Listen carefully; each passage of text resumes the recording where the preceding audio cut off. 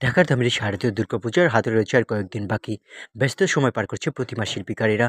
রং তৈরির আঁচড় দিয়ে দুর্গাকে ফোটানোর জন্য চেষ্টা করছে তারা।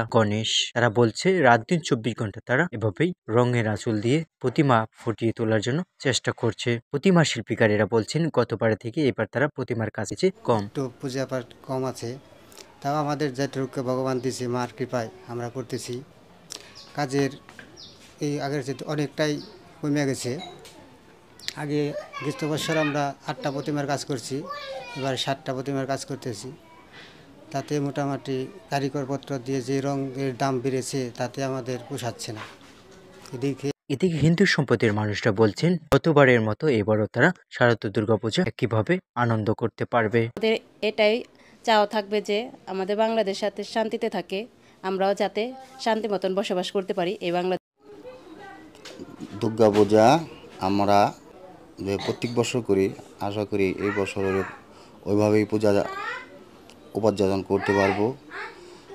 আমাদের মা দুর্গা আশা করি অন্য বছর যে আমরা আনন্দ উৎসবগুলো করতাম এই বছর ঠিক একইভাবে আমরা আনন্দ উল্লাস করতে পারবো, এটা আমাদের আশা।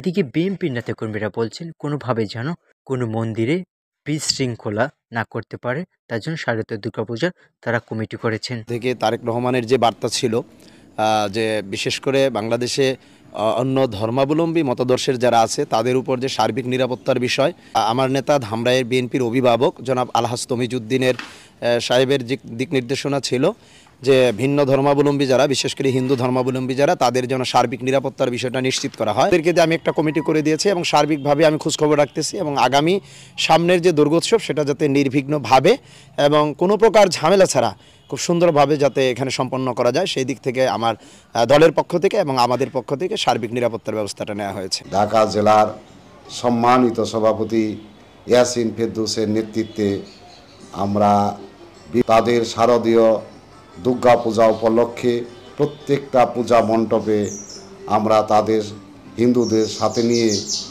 আমরা বিএনপি শারদীয় দুর্গা পূজার কোনো বিঘ্ন না ঘটে, তারা যেন আনন্দ উল্লাসের মধ্যে তাদের শারদীয় দুর্গা পূজার বিসর্জন দিতে পারে।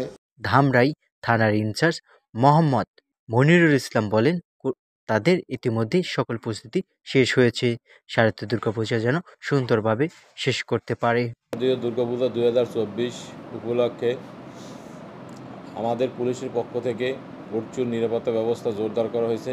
ইতিপূর্বে আমি সকল মন্দিরের সভাপতি, সেক্রেটারিগণ, থানা পূজা উদযাপন কমিটি, সাংবাদিকগণ এবং এনজিও ও ছাত্র সমন্বয়কদের নিয়ে একটি মত বিনিময় সভা করেছি। সেখান থেকে আমি সবাইকেই দুর্গাপূজায় যাতে কোনো ধরনের আইন শৃঙ্খলা ব্যত্যয় না ঘটে সেই জন্য উভয়ের মতামত এবং দিক নির্দেশনা দিয়েছি। আমাদের ধামরাই থেকে সাইফুল ইসলাম, ডিএসডি নিউজ।